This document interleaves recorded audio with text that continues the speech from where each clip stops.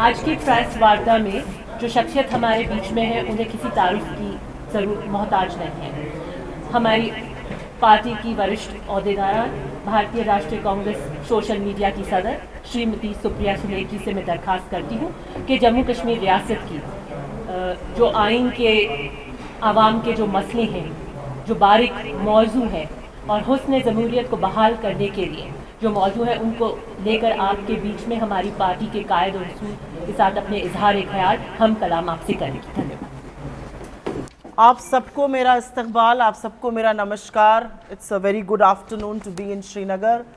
और मंच पर बैठे हुए मेरी वरिष्ठ साथी दिव्या मदेरना जी, अब्बास भाई, अमरीश जी, प्रणव जी, जतिन जी, सबसे पहले तो मुझे आपको मुबारकबाद देनी चाहिए। आपकी उर्दू सुनकर तो मुझे लखनऊ याद आ गया। हम कश्मीरी की ओर भी जाएंगे, टूटी कश्मीरी तो बोल ही लेंगे शायद। बिल्कुल। मैं आज आपके सामने हूँ और आप में से कुछ चेहरे याद आते हैं भारत जोड़ो यात्रा के दौरान के, उस टाइम पे कवरेज के, उस टाइम पे इंटरव्यूज़ के। आशा है आप सब लोग ठीक हैं। I hope all of you are good.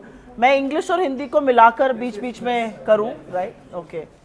Some very familiar faces, so happy to see all of you again and good to see that you've been well. 10 साल बाद ये मौका आया है कि जम्मू कश्मीर अपनी खुद की सरकार चुनेगा। 10 साल बाद ये मौका आया है कि करीब 2 करोड़ लोग अपनी खुद की सरकार चुनेंगे, अपने वोट के उस अधिकार को यूज़ करेंगे जो बाकी देश करता आ रहा है। इन 10 सालों में आपने बहुत कुछ झेला है। इन 10 सालों में आपने करप्शन झेला, इन 10 सालों में आपने बेरोजगारी झेली, इन 10 सालों में आपने महिला असुरक्षा झेली, इन 10 सालों में आपने महंगी बिजली, महंगा पानी, बिजली की कटौती, बहुत सारी चीज़ें झेली। और सबसे पहले तो सलाम है आप सब लोगों को, क्योंकि ये झेल कर और उसके बाद भी खड़े रहना आसान नहीं होता है। मैं अपनी प्रेस वार्ता 2 भागों में करूंगी। I will largely speak on 2 blocks. One is the chargesheet. 10 सालों में इनकी जो असलियत आपके सामने बयां होनी चाहिए उस पर चर्चा करूंगी पॉइंट वाइज। और उसके बाद हमारे क्या प्रोमिसेस हैं, हमारा क्या प्लान है, हमारी क्या गारंटी है जम्मू कश्मीर के लिए, उस पर चर्चा करूंगी। अगर आप लोग थोड़ा सा शांत रहेंगे तो मैं आराम से बोल पाऊंगी, आपको मेरी आवाज आएगी। सबसे पहले तो पिछले 10 सालों में सारा रूल जो है वो बीजेपी का रहा है। 5 साल सरकार एलजी का रूल, और एक ऐसे व्यक्ति को आपके सर पे लाके बिठा दिया जिसने आपके हक, आपके रिसोर्सेज, आपकी चीजों को बाहरियों को दिया। The reality is that the rampant corruption that Jammu and Kashmir has seen under the present Lieutenant Governor is a blot for any democracy. और मुझे ऐसा लगता है कि अब जब हम चुनाव के मुहाने पर आकर खड़े हैं तो जरूर लोग उसका हिसाब करेंगे, जरूर लोग उस पर सवाल पूछेंगे। और मैं सिलसिलेवार तरीके से कुछ चीजें आपके सामने रखना चाहती हूं। पिछले 10 सालों में जम्मू कश्मीर में हर चीज का दाम बढ़ा है, बाकी देश में भी बढ़ा है, लेकिन आपके लिए वो दिक्कतें और ज्यादा हैं क्योंकि जम्मू कश्मीर में इस देश में दूसरे नंबर पर आपकी बेरोजगारी है। तो बेरोजगारी और महंगाई का जो कॉम्बिनेशन होता है वो बड़ा लीथल होता है, और उसके चलते आपको जो दिक्कतें हुई हैं उसके बारे में मैं अगले 5-10 मिनट में जरूर बात करूंगी। पानी की किल्लत, महंगी बिजली, 65%, 65% of government jobs are lying vacant and there is no plan to fill these government jobs.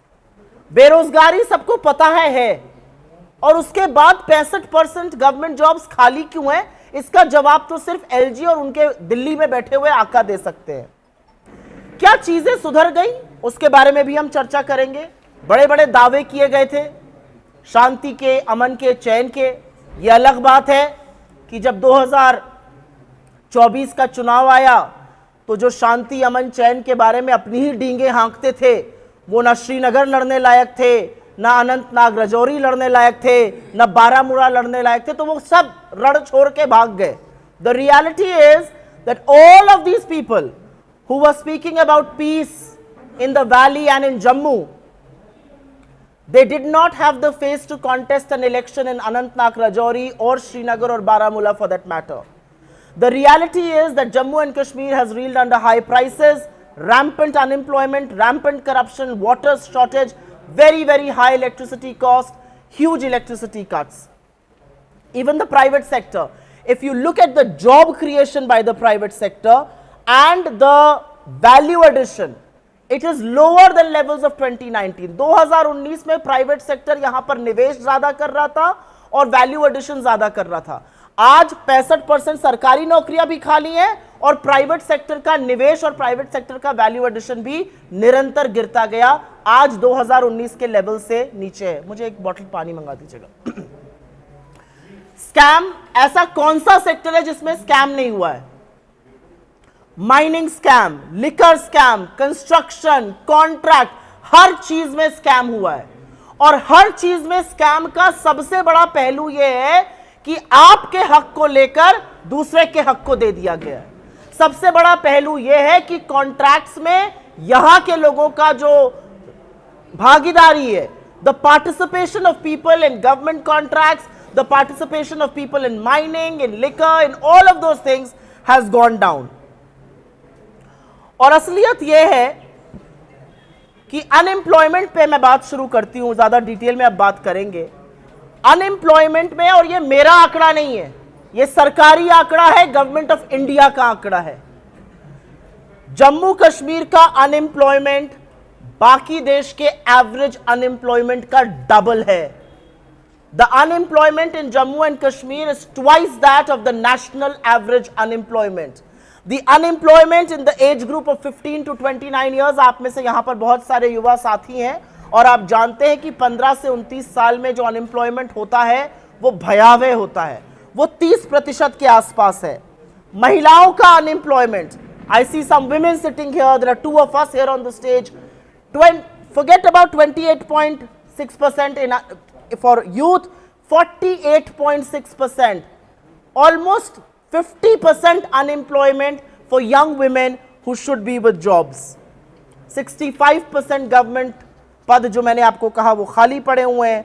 60,000 daily veg earners आज भी 15 साल से 300 रुपए दिन का कमा रहे हैं और वो पब्लिक हेल्थ डिपार्टमेंट में, इंजीनियरिंग में है, वो पावर डेवलपमेंट में है, वो क्रूशल चीजों में है और ये संविदा कॉन्ट्रैक्ट की उनकी नौकरी चलती जा रही है। जम्मू कश्मीर में पिछले 5 साल में करीब करीब 12,000 डोमिसाइल सर्टिफिकेट्स दिए गए और ये 12,000 डोमिसाइल सर्टिफिकेट देकर आपकी जो अपॉर्चुनिटीज थी वो किसी और को दे दी गई। जो नौकरी, जो कॉन्ट्रैक्ट्स आपको मिलने चाहिए थे, यहां के लोगों को मिलने चाहिए थे, ये इंश्योर किया गया कि वो किसी और को मिले। ये 12,000 लोग जिनको होम डोमिसाइल यहां की दी गई, वो कौन लोग हैं? करप्शन की बात करते हैं क्योंकि करप्शन की बात करनी जरूरी है। जैसा कि मैंने कहा, माइनिंग, लिकर, कंस्ट्रक्शन, और करप्शन के चार्जेस हमने नहीं लगाए हैं।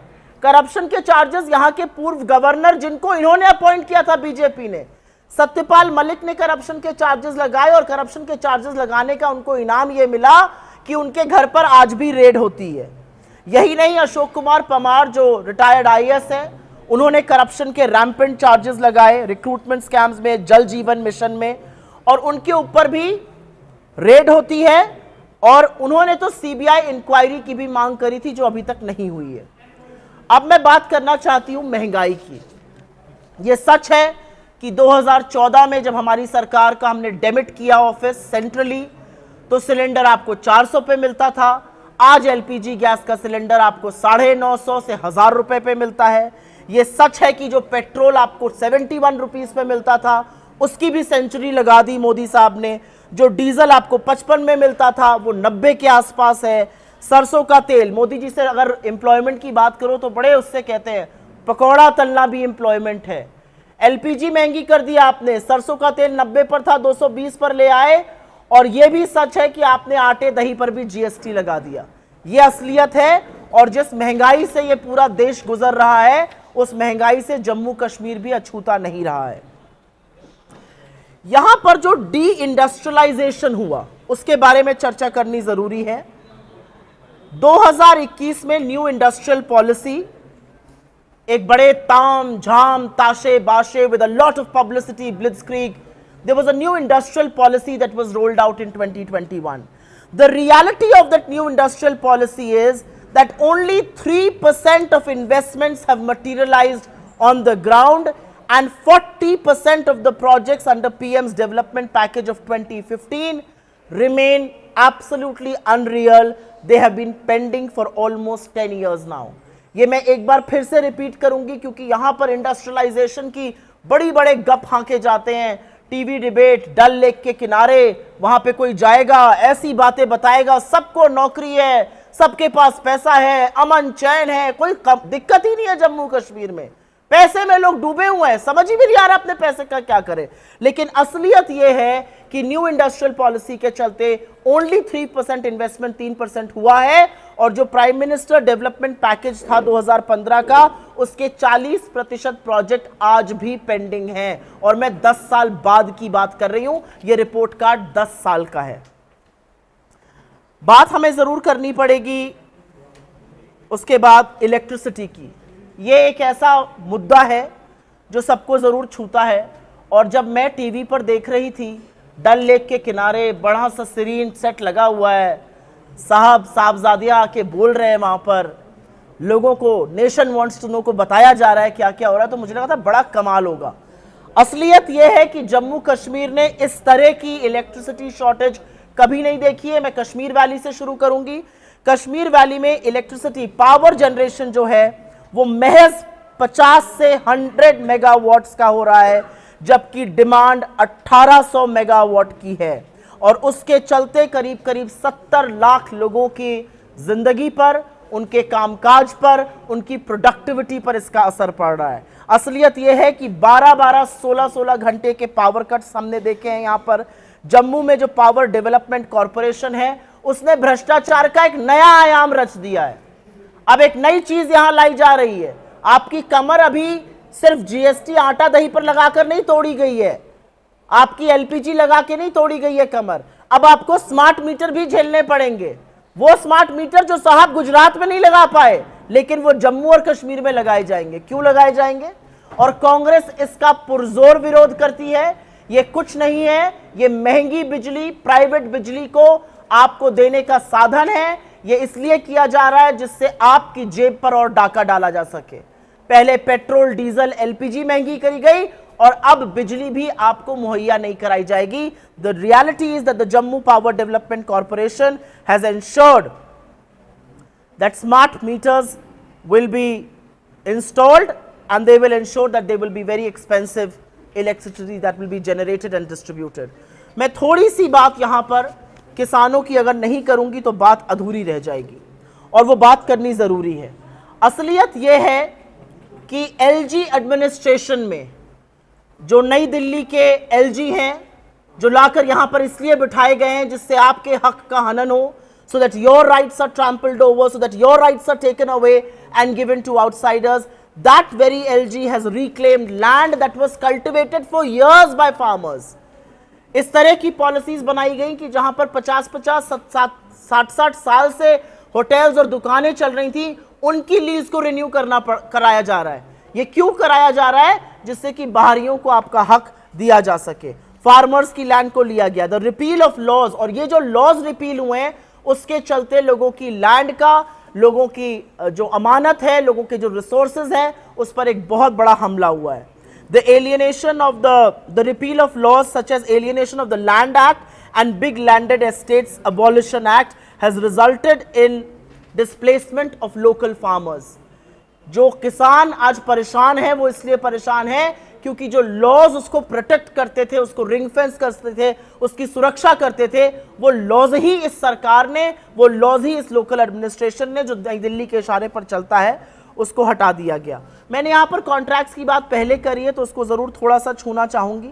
मैंने बोला था माइनिंग का कॉन्ट्रैक्ट हो, मिनरल्स का कॉन्ट्रैक्ट हो, लिकर हो, कंस्ट्रक्शन कॉन्ट्रैक्ट्स हो, ज़्यादातर ग्रेवल वाले कॉन्ट्रैक्ट्स हो, ये ज़्यादातर बाहरियों को मिल रहे हैं। एक फिगर आपके सामने दे देती हूँ। 450 मिनरल ब्लॉक्स ऑक्शन हुए, और इसमें से 200 ब्लॉक उन फॉर्म्स को दिए गए जो इस रीजन से ही नहीं है। Almost half the blocks were given away to people who are not from this reason.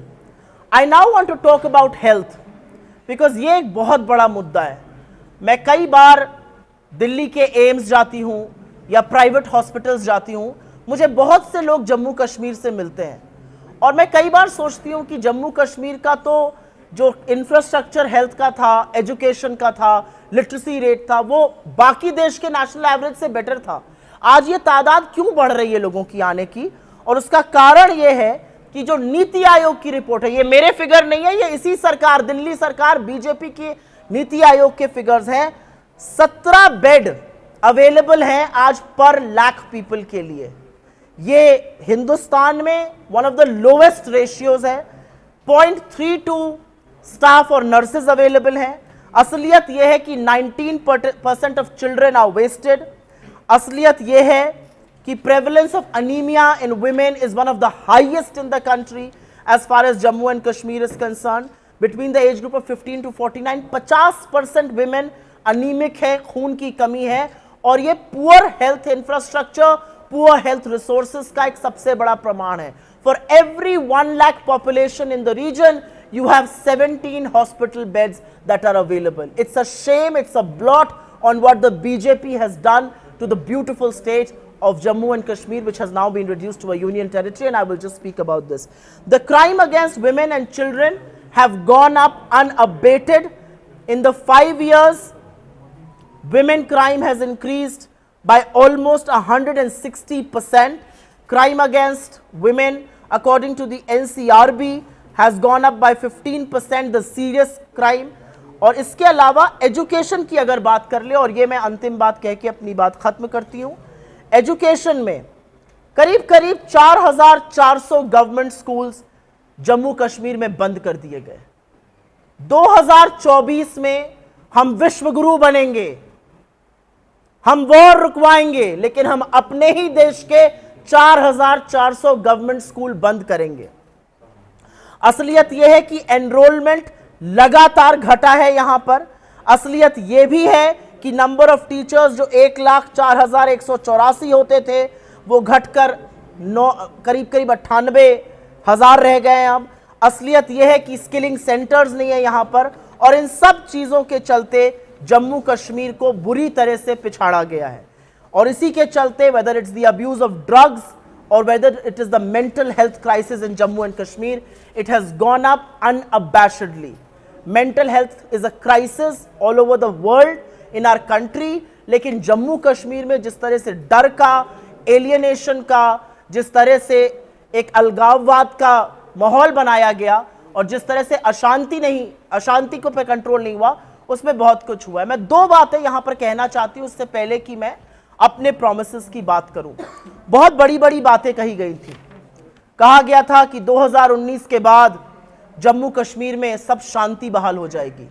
सरकार को बने 98 दिन हुए हैं, 98 days since Mr. Modi was sworn in as the Prime Minister of this country. मैं 98 दिन की बात करती हूं, मैं 2019 की बात ही नहीं करती हूं, मैं 2014 से बात ही नहीं करती हूं, मैं उन 225 सैनिकों की बात ही नहीं करूंगी जो शहीद हो गए और आप शांति का झुंझुना बजाते रहे। In the last 98 days, there have been 25 terror strikes in the valley and in Jammu. 25 आतंकी हमले हुए हैं, जिसमें 21 हमारे जांबाज शहीद हुए हैं, 28 हमारे सैनिक घायल हुए हैं। और यही नहीं, जम्मू कश्मीर के 15 नागरिक की इन आतंकी हमलों में मौत हुई है और 47 से ज्यादा घायल हुए हैं। इसका जवाब कौन देगा? और अब हमले, पहले कहा जाता था जम्मू जो था वो शांत हो गया था, वहां पे इंसर्जेंसी खत्म हो गई थी, मिलिटेंसी खत्म हो गई थी। आज फिर से जम्मू के डोडा में, जम्मू के रायसी में, जम्मू के इलाकों में फिर से हमले हो रहे हैं। मैं श्रद्धांजलि देना चाहती हूं उन 2 वीर सैनिकों की जिनकी कल शाम को आतंकी हमले में हत्या हुई, वो शहीद हुए। और यहां पर इसके बारे में कोई बात नहीं करता है। और मेरा अपना मानना है, प्रधानमंत्री नरेंद्र मोदी छोटी छोटी बातों पे ट्वीट करते हैं, दुनिया का मैप लेकर बैठते हैं और कहते हैं ये देश आज मैंने डिस्कवर किया है, अब मैनू यहां जाना है। ये असलियत है। छोटे छोटे देश डिस्कवर करेंगे, पता नहीं किसको किसको हैप्पी बर्थडे बोलेंगे, लेकिन 2019 से नरेंद्र मोदी ने कोई भी श्रद्धांजलि का मैसेज, कोई भी संवेदना का मैसेज देना बंद कर दिया है। हमारे ऑफिसर्स की डेथ हुई, हमारे वीर सैनिक मारे गए, हमारे पुलिस के अधिकारी मारे गए जम्मू कश्मीर में, लेकिन नरेंद्र मोदी के मुंह से 2019 के बाद एक भी श्रद्धांजलि, एक भी संवेदना का शब्द नहीं निकला। अगर आपको यकीन ना हो तो ये 25 आतंकी हमले की जो मैंने बात करी है वो उठाइए और नरेंद्र मोदी का मीडिया और उनका सोशल मीडिया देखिए और देखिए कि क्या उन्होंने एक भी हमले का संज्ञान तक लिया है। The least you can do is pay homage for the supreme sacrifice that our forces, our police forces are making in Jammu and Kashmir, but you have chosen not to do that because you want to tell the world that everything is all right in Jammu and Kashmir. No, it is not. It is not all right because militancy that had completely evaporated and vanished in Jammu is back with a vengeance. And what are you doing? ये आपकी विफलता है। मैं देखती हूं यहां अमित शाह आते हैं, बड़ी बड़ी बातें हाँकते हैं, फलाने को मैं ये कर दूंगा, ढिमकाने को मैं ये कर दूंगा। मैं उनसे पूछना चाहती हूं क्या किया आपने जम्मू कश्मीर में पिछले 10 सालों में? जम्मू कश्मीर में आतंकी हमले आपकी सरकार बनने के बाद पिछले 98 दिन में 25 आतंकी हमले हुए हैं और जम्मू तक में हो रहे हैं। और अंत में वो बात करनी ही पड़ेगी जिसके हम सबसे बड़े पुरजोर समर्थक हैं, और वो है आजाद भारत में जो जम्मू कश्मीर के साथ किया गया। इससे पहले कभी भी किसी भी स्टेट को डिसमेंबर करके यूनियन टेरिटरी नहीं बनाया गया है। छोटी छोटी यूनियन टेरिटरीज को स्टेट बनाने का काम हुआ है और यह अच्छी बात थी। क्या सोचकर, किस हिम्मत से, क्यों इन्होंने जम्मू कश्मीर से उनका स्टेटहुड छीना और एक यूनियन टेरिटरी बनाया? और अब आके कहते हैं हम स्टेटहुड रिस्टोर करेंगे। अभी क्यों नहीं कर रहे? कांग्रेस का यह वादा है हमारी सरकार बनेगी and come what may we will restore the statehood of Jammu and Kashmir because this is something you rightfully deserve. ये आपका हक है, ये इस देश के कॉन्स्टिट्यूशन ने, इस देश के आईन ने आपको दिया है। किसी की हिम्मत, किसी की यह हैसियत नहीं होनी चाहिए थी कि जम्मू कश्मीर को डिसमेंबर करके एक स्टेट से यूनियन टेरिटरी बनाया जाए। आई विल वेरी ब्रीफली मैं आपको अपने प्रोमिसेस के बारे में थोड़ा सा जरूर बताना चाहती हूं। उसमें पहला प्रॉमिस हमारा वही है जो मैंने अभी आपको बोला, और वो है जम्मू कश्मीर को हम पूरी तरह से स्टेटहुड दिलाकर रहेंगे। हम महिलाओं के बारे में, जो हमारे राज्य हैं कर्नाटक और तेलंगाना, हिमाचल, हमने महिलाओं के सम्मान के लिए, उनके सशक्तिकरण के लिए स्टेट बजट के अनुसार पैकेजेस दिए हैं। हम यहां पर परिवार की हर महिला मुखिया को 3000 रुपए प्रति महीना देने का वादा कर रहे हैं। यह अनाउंसमेंट हमारे अध्यक्ष खरगे जी ने यहां पर किया है। सेल्फ हेल्प ग्रुप्स को हम interest free loan of up to 5 lakh rupees देंगे। हम अच्छी सेहत हमारा हक, यह हमारा नारा है। और हर परिवार को, जैसे राजस्थान में हमने चलाया और आज बीजेपी को वो कंटिन्यू करना पड़ रहा है, 25 लाख तक का हेल्थ बीमा देंगे। हम हर तहसील में एक एम्बुलेंस जो लैस रहेगी सारी सुविधाओं से, जिससे 30 मिनट के अंदर सस्ता और अफोर्डेबल इलाज मिल सके, वो देंगे। हर जिले में हम सुपर स्पेशलिटी हॉस्पिटल्स की बात कर रहे हैं। हम कश्मीरी पंडितों को उनका हक देंगे और मनमोहन सिंह जी का जो पॉलिसी थी, जो उनका प्लान था, जो उनकी योजना थी, उसके इंप्लीमेंटेशन से देंगे। असलियत यह है कि कश्मीरी पंडितों को सिर्फ दुरुपयोग किया है बीजेपी ने, उनके हकों का हनन किया है। जब उन्होंने अपने हक के लिए प्रदर्शन किया तो उन पर लाठियां बरसाई गई, उनको करंट लगे तारों से प्रताड़ित किया गया और उनको पॉलिटिकल पॉन बनाया गया। इसलिए हम कश्मीरी पंडितों को उनका हक डॉक्टर मनमोहन सिंह की योजना के तहत देंगे। हम संविधान के तहत पिछड़े वर्ग को उनका हक देंगे। 1 लाख जो खाली नौकरियां हैं, 65% जो खाली सरकारी पद का मैंने पहले बात करी थी, करीब करीब 1 लाख खाली नौकरियां एक जॉब्स कैलेंडर के तहत भरा जाएगा। और यह करना जरूरी है क्योंकि this will help administration, this will help in job generation. 1 job created in the public sector creates 8 jobs in the private space. और अंत में हम हर परिवार को 11 किलो फ्री का चावल देंगे। ये हमारे अनाउंसमेंट्स हैं जो हो चुके हैं, और भी कुछ अनाउंसमेंट हैं जो हमारी लीडरशिप जब जब यहां आती रहेगी करेगी। But this is the pillar of what we are talking about.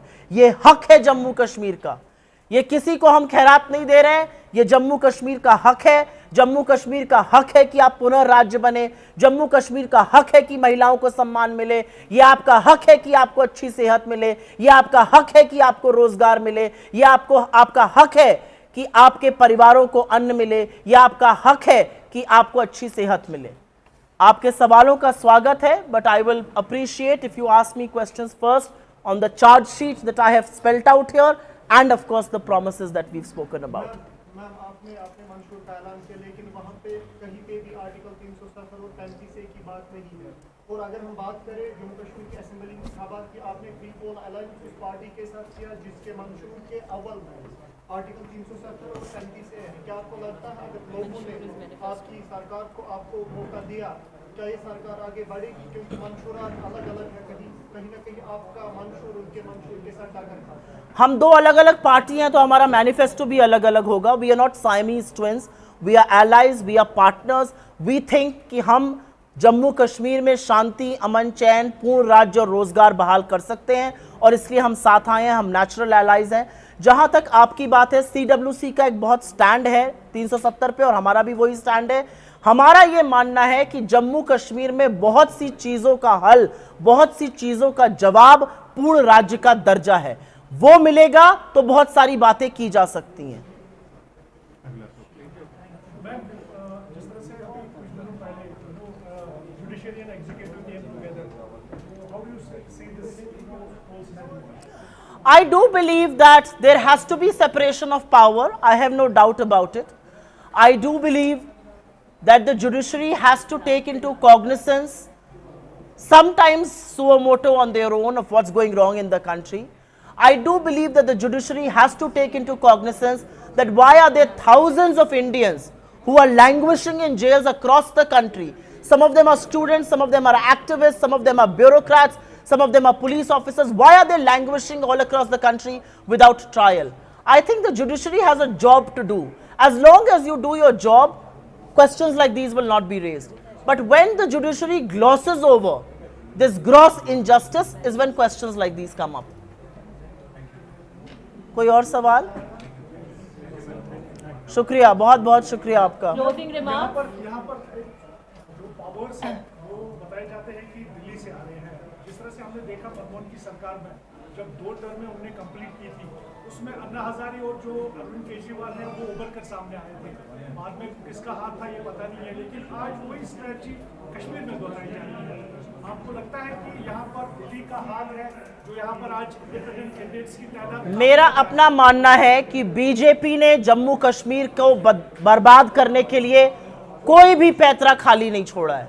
मेरा अपना मानना है कि यहाँ पर चुनाव निष्पक्ष होना जरूरी है।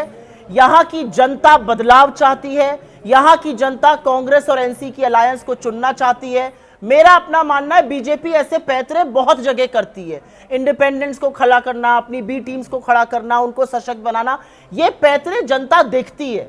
मुझे I have absolute faith in the innate wisdom of our people. जो 400 पार की बात करते थे, उसको इस देश की जनता ने 240 पर लाकर खड़ा कर दिया और बैसाखियों का सहारा उनको लेना पड़ रहा है। I have complete faith in the voters of Jammu and Kashmir कि यहां पर जरूर वो समझेंगे, देखेंगे कि कौन उनके हक की और कौन इस जम्मू कश्मीर के हक की बात कर रहा है।